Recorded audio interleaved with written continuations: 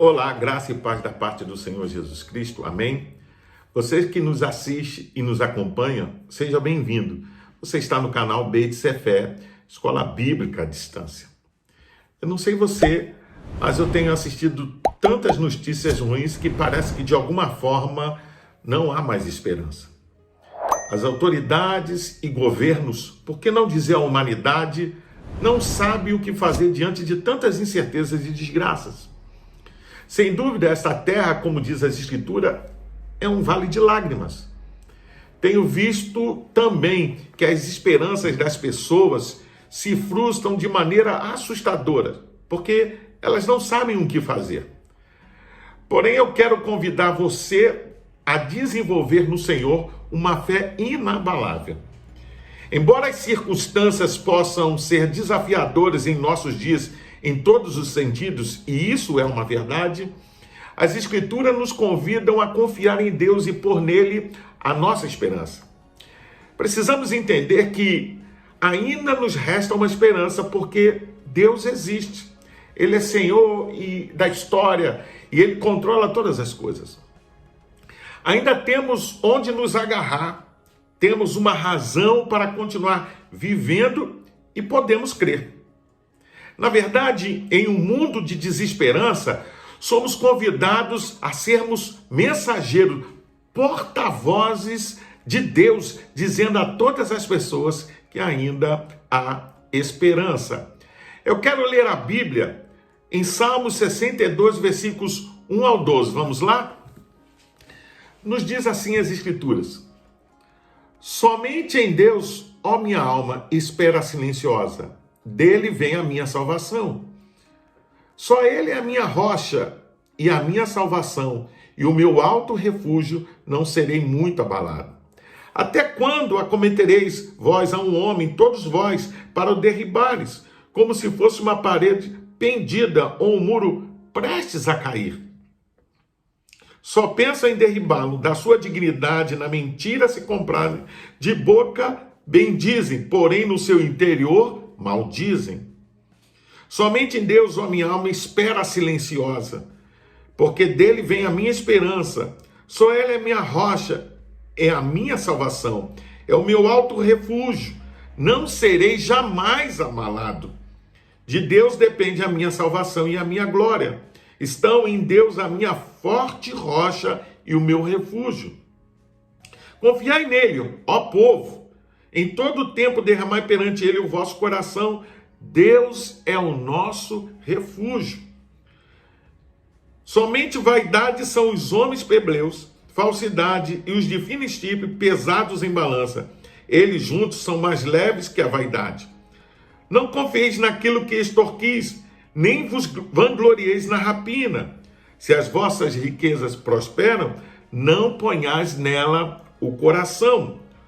Uma vez falou Deus, duas vezes ouvi isto, que o poder pertence a Deus, e a ti, Senhor, pertence a graça, pois a cada um retribui segundo as suas obras. Este salmo foi composto por Davi enquanto as pressões ainda eram intensas e revelam sinais de confiança e de crença de Davi no Senhor. Davi vivia um momento de aperto da alma. Aquilo que ele descobriu por meio da crise tem validade para o nosso tempo. É interessante que Davi, ele compreende que aquilo que Deus fez na sua vida, e o fez por ele e com ele, pode fazer na vida dos outros. Esse segredo, então, ele guarda, mas ele também compartilha com outras pessoas e insta para que elas vivam segundo esse mesmo princípio. Eu não sei se você prestou atenção no texto, mas os 2 primeiros versículos são repetidos para introduzir a segunda estrofe nos versículos 5 e 6. Com as seguintes alterações. Na introdução ele diz: a minha alma espera somente em Deus. Agora no verso 5 ele diz: ó minha alma, espera somente em Deus. A segunda alteração, ao invés de dizer dele vem a minha salvação, ele fala agora: Deus vem a minha esperança. E a terceira, que é muito positiva, vem, que ele diz na introdução, ele diz, não serei muito abalado. Agora, de forma positiva, ele fala, não serei abalado. Parece algumas nuances, mas isso nos mostra que da forma que a ortodoxia de Davi, a sua ortopraxia se alinhavam. Ou seja, não somente ele exorta a confiar, mas ele também age ou manda-nos agir da forma em que confiamos. Ele diz assim, espera silenciosa somente em Deus, mostrando que em Deus devemos pôr a nossa esperança e a nossa confiança. Pois bem, ainda há esperança porque você pode encontrar em Deus segurança. Você pode ver isso no verso 8. Quando nos sentimos inseguros, temos que entender que em Deus temos salvação. Deus é a nossa única esperança. Quando sabemos que em quem confiamos, restauramos a paz perdida. A palavra refúgio ou forte rochedo, em algumas traduções, eram de profundo significado para o salmista. Ele usa repetidas vezes, inclusive em um dos seus salmos mais conhecidos. Quem nunca leu a Bíblia e não se deparou com um salmo extremamente conhecido, o Salmo 46, verso 1, que diz, Deus é o nosso refúgio e fortaleza, socorro bem presente na angústia. Não é? Salmo extremamente conhecido. Davi, antes de ser feito rei de Israel, ele foi fugitivo. Ele foi caçado por Saul. O rei Saul encheu-se de ódio contra ele e procurava matá-lo. Ele foi perseguido político, teve medo. Muitas vezes, um refúgio, um esconderijo era o seu único recurso. Se andarmos com medo, se o nosso coração está vazio e desesperado, se pensamos que o perigo quer nos alcançar, se cremos que a morte nos assusta, faça como Davi, corra para o refúgio secreto. Eu tive o privilégio de ir na Terra Santa e ir em Gedir, visitar a caverna de Adulão. E é uma coisa interessante, quando você olha para aquela situação, para aquela circunstância, aquele deserto, você fica pensando que esperanças Davi poderia nutrir naquela situação. Mas quando nós olhamos o salmo escrito por Davi, tanto o Salmo 62 como o Salmo 46, nós vemos que Davi depositava no Senhor toda a sua confiança, toda a certeza de que Deus estava, de alguma forma, guiando e orientando, dirigindo a sua vida. Então, Davi desafia e conclama mesmo que todos, em todo o tempo, confiem no Senhor. O apelo é tão profundo que ele diz, derramai perante ele o vosso coração. Deus é o nosso refúgio. Novamente, é só em Deus que ele espera e em que ele confia. Por isso, devemos abrir o nosso coração e confiar em Deus, a despeito da situação que podemos estar vivenciando. Nele ainda há e sempre haverá esperança. Mas ainda há esperança porque você pode viver sob o governo absoluto de Deus. Isso mesmo. Davi mostra nos versículos 10 e 11 que todos os homens, independente de quem seja, não importa se sejam ricos ou pobres, sejam inteligentes ou que não tenham inteligência, que possam ter cultura ou sem cultura, bem como a glória desse mundo, são vazias e são vaidades perante Deus. Se os incrédulos, então, confiam na opressão, no furto ou nas riquezas, precisamos ter em mente que o poder pertence a Deus. Ele é a única fonte de poder. Davi declara, não confieis. E ainda, se as vossas riquezas aumentam, não ponha nelas o coração. A intenção aqui não é somente que nada devemos temer da parte do homem, mas também que nada devemos esperar da parte dele. Você entende? Nós não esperamos o governo, nós não esperamos um plano político, um plano econômico que vá mudar a história. A nossa confiança está depositada em Deus. Davi conhecia que toda autoridade e poder pertence a Deus. O livro de Provérbios afirma que até o coração do rei está nas suas mãos e ele o inclina para onde desejar. A ideia do texto é de autoridade, de governo, de soberania. O salmista conhecia a manifestação do poder de Deus na história milagrosa do seu povo e na sua própria vida. Veja, por exemplo, foi pelo poder que Deus separou Abraão e abençoou, formando dele uma nação.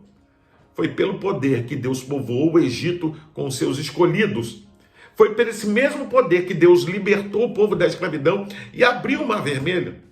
Foi pelo mesmo poder que sustentou a trajetória do povo durante toda a sua caminhada longa pelo deserto. Foi pelo poder que os muros de Jericó caíram, povos foram vencidos e o povo habitou na terra prometida. Foi pelo poder de Deus que ele chegou a ser rei de Israel. Com essa visão e compreensão clara, com essa convicção no coração, deve-se viver a vida, mesmo apesar de todas as turbulências, mas devemos vivê-la cheia de esperança. Descobrimos que não há impossíveis para Deus, que não há portas fechadas, não é? Deus abre portas aonde não há portas, que não há problemas insolúveis, porque Deus é a solução. Descobrimos que, confiando no Senhor, o melhor sempre estará à nossa disposição. Por isso, quero convidar você a refazer a sua declaração de fé na pessoa de Deus. Porém, ainda percebemos também que ainda há esperança, porque você pode conhecer as misericórdias de Deus. Davi encerra o terceiro bloco dizendo: uma vez falou Deus, duas vezes tenho ouvido. Davi aprendeu que mesmo sendo rei, governando com poder, riquezas, tendo forte aparato militar, que a sua fortaleza, a sua certeza de vitória e a razão da sua vida, de fato, dependia não dessas questões, mas tinha a sua origem em nada, em mais ninguém, a não ser na pessoa do próprio Deus. Há duas palavras interessantes que se destacam na relação de Deus conosco. Primeira, graça e misericórdia. A diferença entre elas está no fato de que a graça é Deus nos dando aquilo que nós não merecemos, enquanto que a misericórdia é Deus não nos dando aquilo que merecemos. A graça concede salvação a pecadores, enquanto a misericórdia permite que sejam canceladas as consequências eternas dos nossos pecados. Você entende? São as misericórdias de Deus, cantadas, lembradas, enfatizadas nas Escrituras, elas que transpõem gerações e alcançam-nos. Como diz em Lamentações de Jeremias, as misericórdias do Senhor são a causa de não sermos consumidos. A oração do pecador pode ser esta: eu sei que não mereço, mas eu preciso das tuas misericórdias. Há esperança para quem reconhece a misericórdia do Senhor, mesmo sendo pecador, mesmo tendo de alguma forma falhado com Deus, mesmo que muitas vezes não compreenda a sua vontade. Por fim, quando olhamos para a história humana, vemos Deus revertendo situações de maneira tremenda. Por isso, seja qual for a realidade hoje, nós nos sentimos porta-vozes de uma grande notícia para você. Ainda há esperança. Há um dito popular que diz: a esperança é a última que morre. Porém, quero refazer esse dito e dizer: para quem crê e confia em Deus, sempre há esperança. Um texto que me chama muita atenção e sempre me chamou, me motivou, é aquele que Paulo fala sobre Abraão, que diz que ele creu contra a esperança. Ou seja, quando não havia mais esperança, Abraão continuou ainda confiando em Deus. Por isso, eu quero convidar você, meu amado, a não dividir o seu coração com mais nada, com mais ninguém, em se tratando de fé e confiança. Dê espaço unicamente para Deus. Faça da oração do salmista a sua oração pessoal agora. Ó, minha alma, espera silenciosa somente em Deus, porque dele vem a minha esperança. Só ele é a minha rocha e a minha salvação. É a minha fortaleza, não seria abalado. Eu concluo convidando você a refazer a sua convicção e ter a certeza no seu coração a maior alegria, que é ser filho de Deus. Volte a participar dos cultos, volte a evangelizar, a ser dizimista, a ser um crente alegre e ousado. Aproveite as oportunidades dadas por Deus nesta pandemia, porque a despeito que tudo possa parecer difícil e que aos olhares humanos e até no horizonte você possa não ver solução, mesmo assim, Deus está usando esta situação e essa circunstância para alcançar pessoas, para vidas serem transformadas pelo seu poder. Por isso, você é convidado por Deus a transformar o ambiente ao seu redor, não importa qual ele seja. Junte-se a mim e a minha voz e diga: ainda há esperança para minha família, para minha nação, para um mundo sem Cristo. Antes de encerrar, eu quero convidar você a se inscrever no canal. Clique aqui embaixo, deixe o seu like, faça o seu comentário e compartilhe com outras pessoas esse vídeo, para que mais e mais pessoas sejam alcançadas por esta palavra e possam ser transformadas e possam receber essa palavra de esperança. Que o Senhor te abençoe e te guarde. Que a graça do Senhor possa estar sobre você e a vida da sua família. Fique na paz. Deus te abençoe.